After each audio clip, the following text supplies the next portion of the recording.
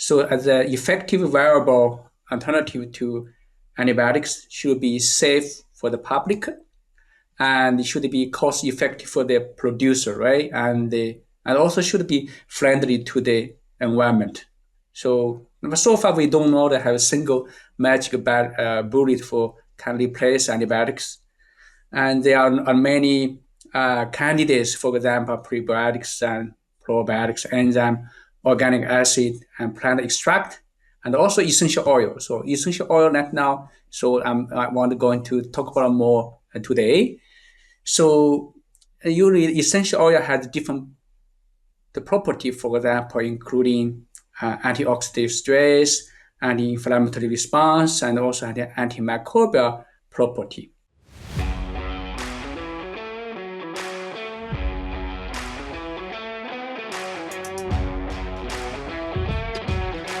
Welcome, everybody, to today's episode of the Swine Canada podcast. I am Dan Columbus, and I will be your host for today's episode. And with me today, I have Dr. Chengbo Yang, who is an associate professor in animal science at the University of Manitoba.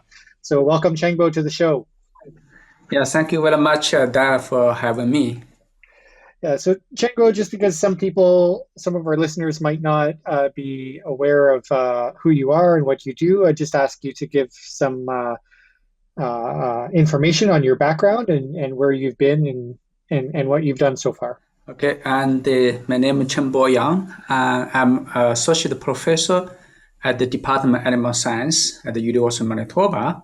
So I did my PhD program in molecular animal nutrition at the University of Guelph. And after that, I worked with two companies in the feed industry for 5 years before I joined the University of Manitoba in 2016. So my research area is livestock nutrition and nutrition biochemistry, mainly focus on non-ruminant and swine and poultry. Yeah, it's good to see where you've been, because maybe people don't know, but we went to grad school together. So the two of us go way back. So it's good that we both ended up, working in the field, and I see all the awards behind you. So you're doing pretty well. Yeah, thank you very much. I try my best. So I know today's topic was specifically you want to discuss the work that you've been doing with essential oils and gut health.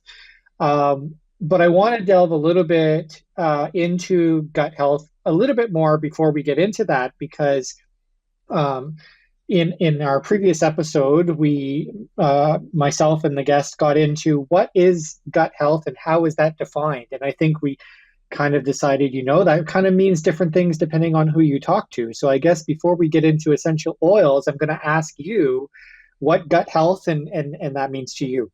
Yeah, gut health, it means the animal has the appropriate body function and have to maintain the body integrity to prevent the pathogen going into animal body, and also has well-balanced microbiota, and also has a properly effective absorption capacity, and can maintain the balance of immune response. So basically this put together for a gut health to support animal growth and maintain animal health. Yeah. The Nutrition Athena, Shakespeare Mill, Farmhouse, and Nutrition Partners Nutrition Group offer the full range of nutritional product based on extensive research and developments and a solid team of experts all across Canada. Our objective is to provide cost-effective solutions, innovation, and support to producer from the entire Canadian swine industry. Yeah, I think that's kind of what we decided on in the previous episode too, but then it's all would come down to, well, then how do you measure that? I think we'll come out with that when we start talking about some of the work that you've been doing, right? And how you measure and define it. But it's not something, I think it's something that people have an idea in their head of what gut health is, but when we actually go to measure, it's a completely different thing, right? Exactly. Mm-hmm. Yeah. So I know you said specifically that today you want to talk about essential oils and gut health. So I guess let's delve right into that and what you've kind of been looking at and maybe what you've sort of been finding so far. Yeah, so the antibiotic resistance challenge the sustainability of the pork industry, and because due to the environmental health and the safety concern, the public demands antibiotic-free pork, for example, raised without antibiotics. So like Canada and other countries are consider action to reduce or eliminate the use of antibiotic in pig feed. So, and then that most Canadian pork is destined to for export, right? So swine industry needs to alternative to the use of antibiotic in the feed to remain competitive in the global market. So, however, withdraw the antibiotic in the feed can resolve several challenges. For example, compromise gut health, later on we'll talk about, and also increase the gut disease. So, and when you think about the alternative antibiotics, so we need to know the requirement for the alternative to antibiotics. So, as an effective, viable alternative to antibiotics should be safe for the public and it should be cost effective for the producer, right? And also should be friendly to the environment. So far we don't know that have a single magic bullet for can replace antibiotics, and there are many candidates, for example, prebiotics and probiotics, enzyme, organic acid, and plant extract, and also essential oil. So essential oil right now. So I want to go into talk about more today. So usually essential oil has different the property, for example, including antioxidant stress, anti-inflammatory response, and also antimicrobial property. So research has widely investigated essential oil as an antibiotic alternative. Many focus their antimicrobial property, right? So, but for the criteria for selection antibiotic alternative, we should not just rely on the antimicrobial property. I know the antimicrobial property is very important for the antibiotic alternative. We cannot rely on only on the essential oil, the antimicrobial property. So in our research found that because essential oil except has antimicrobial property and also has anti-inflammatory property. So and the industry they have because there are a lot of like LPS, like we call endotoxin, can cause low grade inflammation in the gut. So which can cause leaky gut, right? Leaky gut. This eventually we impact on the growth performance of animal. So the essential oil, our research use lower dosage of the essential oil, but this dosage cannot kill bacteria. But this low dosage of essential oil can reduce the inflammatory response and improve the gut health and maintain the barrier function. So which is very important. So we don't need to use the high dosage essential oil to kill bacteria, but they use lower dosage essential oil to reduce inflammatory response, right? So this is very, very important here, and we should not rely on the only criteria of the antimicrobial property. So this is what I want to mention because they use a lower dosage of essential oil can really, really help to prevent the leaky gut, so which is very good. And another point I want to mention is because essential oil is volatile compounds. It's sometimes not stable during the storage, during the feed manufacturing, and also is not stable. It's quite easily absorbed in the upper gut, right? So cannot reach the lower gut. So you want to use essential oil effectively. We need to develop a proper delivery method to deliver essential oil in lower gut. So we work with our collaborator to develop like a macro encapsulation method can deliver essential oil at the lower gut at the same time to reduce the effective dosage of the essential oil because the inclusion cost of essential oil is also the factor for industry adopt this method, right? It's too expensive can bring cost for the producer. So uses this proper macro encapsulation can reduce the dosage of the essential oil. So this can facilitate the use of essential oil in feed industry. Yeah. So one of the things that you mentioned a bunch of the criteria for picking an essential amino or sorry essential Oil. oil. I'm used to working with amino acids, so that's my that's why I'm going that way. Yeah. One of the things is obviously to replace antibiotics or potentially replace antibiotics because of the antibiotic resistance. So I'm just wondering, like, is there a potential for resistance to the essential oils? Like, is that risk the same, or do we not see that? I think this is a very good question. So because when we talk about the antibiotic alternative, so one criteria I forget to mention, number one should not promote antibiotic resistance. Okay, so number one. Number two, so we should avoid the resistance to this alternative as well. So for essential oil, and so with the uh, maybe the passenger have tolerance to essential oil, but I haven't seen any like resistant to the essential oil. So yeah, maybe this may be the mechanism and the maybe different with antibiotics. Okay, and Mhm. another way because essential oil because antibiotics considered is a very good source for human disease, right? We want to resolve this good antibiotic for human use. So for antibiotics, many just we don't use for human disease. So this even have some resistance to essential oil. Maybe it's not as bad as antibiotics. Okay, and but so far I haven't seen any resistance for the essential oil. Yeah, it's a good point, but it's like you said, if we have an alternative, we also don't want that one to them to develop resistance to the alternative Exactly, exactly. and put us into that same situation. Um, so are there specific essential oils or blends that you've been looking at? Like which ones do you think might be more beneficial or maybe I don't want to say less beneficial, but because obviously they're potentially going to have different modes of action as well. So kind of which ones have you been looking at?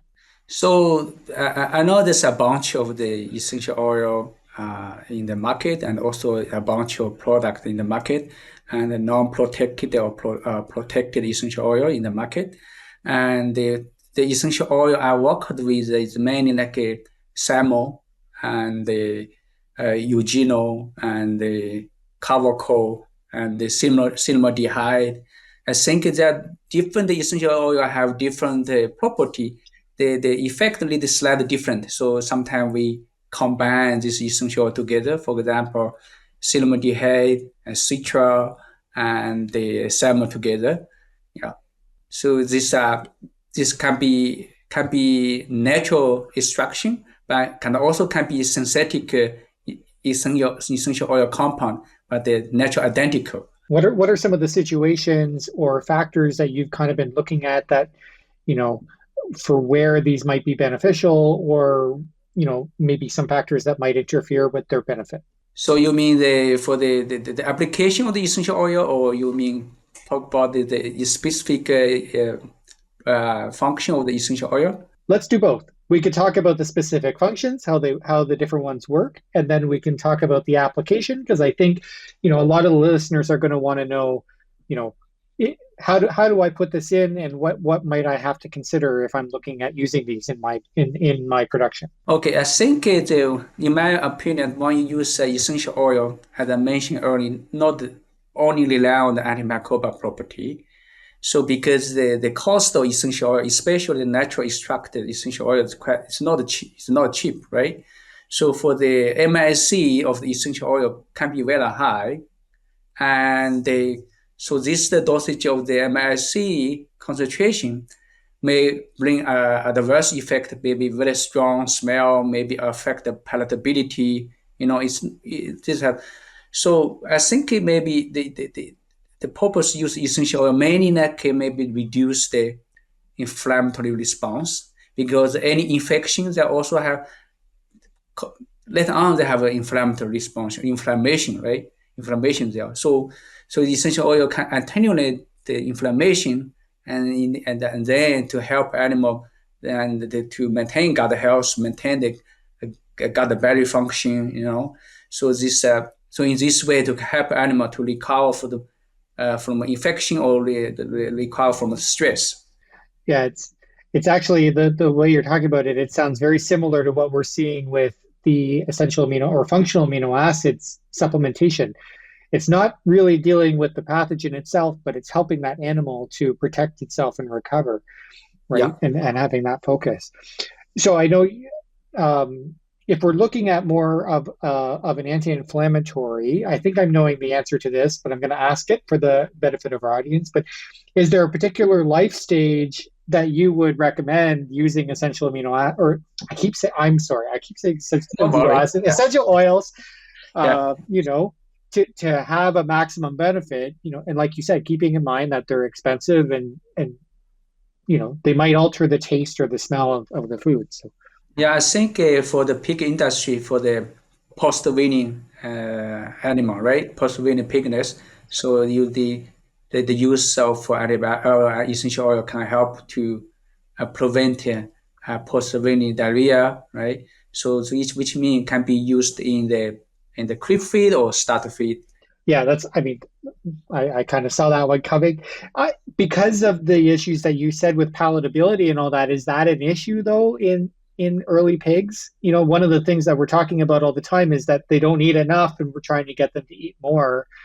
Like, so could this be actually having a negative impact if it is altering palatability? You mean the gut permeability, right? Oh, no, I'm specifically because if the pig doesn't want to eat it, right? Okay. Or palatability, okay. Palatability, yeah. Okay, palatability because this the essential oil has a strong smell, right? And really also this the palatability depends on concentration. For example, some you use low concentration of essential oil that can increase the palatability because the piglets maybe like it. Okay, Mhm. and really depends on concentration. If the high concentration of essential oil, maybe the smell is too strong. This can cause the reduce the feed intake because too strong for the piglets.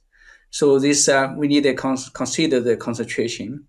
And another way we may have to use coating technology to macro encapsulate the essential oil to prevent the strong smell can affecting the feed intake. Yeah, so I guess in a way, then the encapsulation to allow for targeted delivery also has a benefit of preventing palatability issues. Yeah, yeah. Yeah. So, I mean, that's a good segue then to the other half of the original question, right? Is when we go to implement essential oils in our diets, what are some of the factors we might have to consider? Like, what have you been finding that might have positive or negative effects on implementation? I think for implementation, so the uh, efficacy is important, and also the cost of inclusion is also very important. If the inclusion cost is very high, so this will prevent the producer to use it because the pig industry is kind of commodity group and it's really driven by the margin, right? It's a too high inclusion cost may prevent people to use essential oil. Mhm. So so we need to consider the uh, way you want to use. Maybe just focus on the um, weaning period, right? 2 week creep feed or starter feed, and also maybe try to use a technology to reduce the dosage of essential oil. And another thing is talk about the combination, maybe combination with other alternative to increase the effectivity of the essential oil. For example, some people put the essential oil and organic acid together because they have a synergistic effect between the two compounds. So to maximize the efficacy of the essential oil. Yeah. So, I mean, obviously, when you're giving these, you're putting it into the feed, I would assume. Is there any consideration with feed composition or some, along those lines that might interfere with the efficacy of the essential oils? I don't think so. It's a base. I don't think that there any interaction between essential oil and other ingredient in the feed, especially once the protected, the essential oil that may not interact with the other compounds, but they may be non-protected essential oil may have some interaction with other ingredient. For example, some lipid.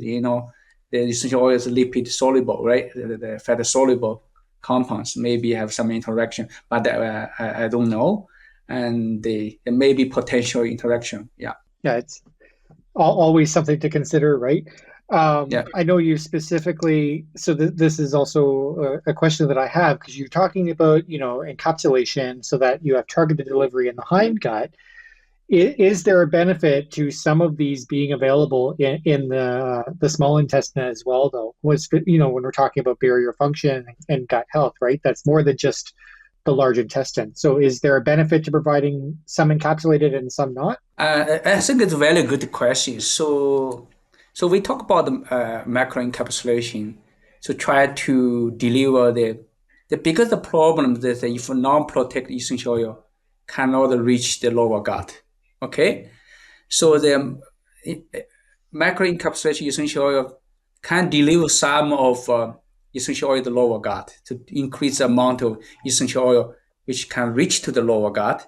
But because the release of the essential oil from the protected the particle is a slow release, it's progress released, right? There are also some vessel research they can release maybe about the 10 to 50% in the stomach, and in the duodenum, jejunum, maybe have 20 to 30% more or less.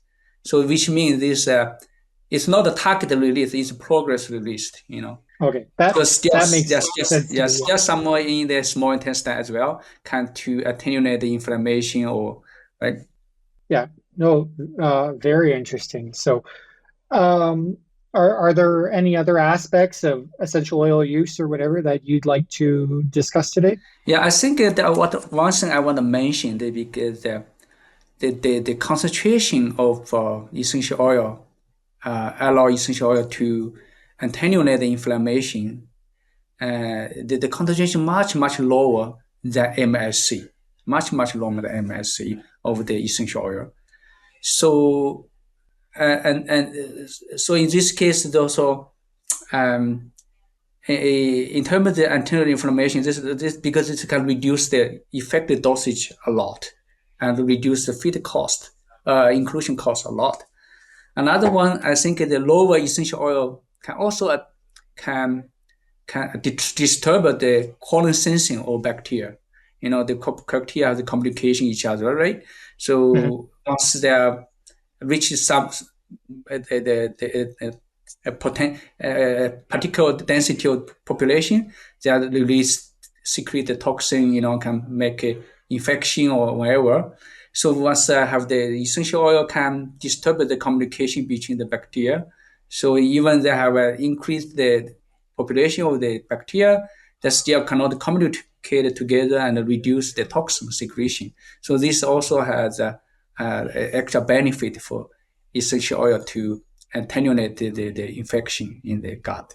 Yeah, that's a good point. It actually also reminds me because one of the things you mentioned with gut health was microbiome population, right? Yeah. And that doesn't always include pathogens. It obviously includes the good ones as well. So what are the potential impacts of the essential oils on the good bugs, the stuff that we want there? Yeah, that's a very good question. Always you want to put something there that had a microbial property, right? So we don't want to really kill the bacteria or even bad bacteria or good bacteria. So we try to more focus the outcome for the inflammation, the oxidative stress, damage of the cell. We try to help animal recover the cell, right? It's not really target try to kill the bacteria, right? So Yeah. again, it's always a tricky question to how to distinguish bad bacteria or good bacteria. So always this we have to be careful with that. Yeah. Yeah, because it's not like with antibiotics we're trying to kill the good bacteria either, right? It's just they're there, Yeah. and the antibiotic is not discriminatory when it comes to its action for a lot of things. So, Yeah. Exactly. okay. Um, so I guess before we get to our final three questions, I'll just say, if there's a take-home message for our listeners that you want, them to get out of this episode, what would that be? I think um, for the essential oil, it's not a new topic in the industry. And I just want to mention that if we properly deliver to the intestinal tract, essential oil can support the resilience in the piglets. So it's mainly targeted the lower grade inflammation caused by stress, caused by infection, or whatever, right? So this, I think this the key point we try to position the use of essential oil. Yeah, it's like you said, it's been around for a while, it's been looked at for a while. I don't know about incorporation yet, so maybe by listening to this, more producers will start to look into its use, and we end up with healthier pigs. I mean, that's what we're all trying for anyway, right? Yeah. Mm-hmm. Yeah. It's time for our famous three. Okay, Chengbo, before I let you go, we have three questions that we ask all the guests. Okay. Hopefully, I've given you enough time to think about the answers. Our first question is, what is your favorite swine-related resource or book? Yeah, I think regarding the book in the swine nutrition or related to swine nutrition, I think one book is very useful for me at least is the principle of animal nutrition edited by Dr. Goyo Wu, and the very thick book and the very detailed information. And I think it's very useful for me and for my research, for my teaching. Yeah, it's quite a good book. Yeah, Dr. Wu is very prolific. I think a lot Yeah, of us have at least one of his books, if not more. So, yeah. um, so our next question is, when you think outside of the field of swine and that, like, what would be a favorite book or a recommendation of a book that you've, read maybe recently or in the past for our listeners? And I know it's I read many books before. I think one of the in books I read because I came from China. I read most time I read the books in the Chinese books, and after I go to the Canada, I mostly read the textbook. It's not the other book anymore. I think one book they have English versions. They call the Art of War. It's a very good book. It's quite short, but not many pages, but it's quite a good books. When you sometimes it's not about think about the word, just think about the logic. It's a philosophy, something like that. Yeah, it's the art of war. Yeah. Yeah. I like asking that. My potential reading list gets longer and longer every time I do one of these episodes because everybody has a different book that they recommend. Yeah. Mm-hmm. So, okay, our final question, and you can focus on either swine producers or leaders in general. When you think about them, what do you think is a characteristic that makes, more successful producers or leaders than maybe less successful? And you mean the okay? So I think for the successful producer, and I think first of all, at the nutritionist, we always want to focus on nutrition, right?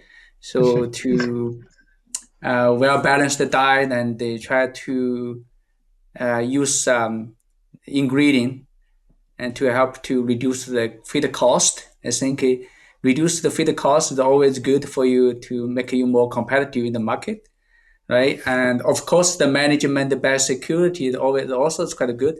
But as a nutritionist, so we always think about our ingredients and feeding program, how to reduce feed cost and maintain the excellent the nutrient utilization, right? And the less environmental impact. So yeah, that's pretty much for yeah. Yeah. Do everything right and focus on nutrition. Yeah. Okay, Chengbo, I think that brings us to the end. So I can let you off the hook. No more questions from me. Okay, So thank you so much. thank you Yeah. again for being on the show, and we'll hopefully have you on again in the future.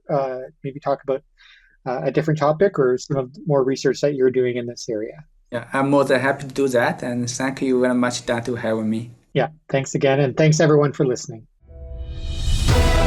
The journey of a hero has challenges, battles, and villains. But after the fight is won, new paths are open. And it's time to catch our breath and move forward. More powerful and super than ever. And you, hero of the swine industry, do you have your cape ready to take new flights? Swine Talks 2023, December 6th and 7th. Together, we're more super than any obstacle.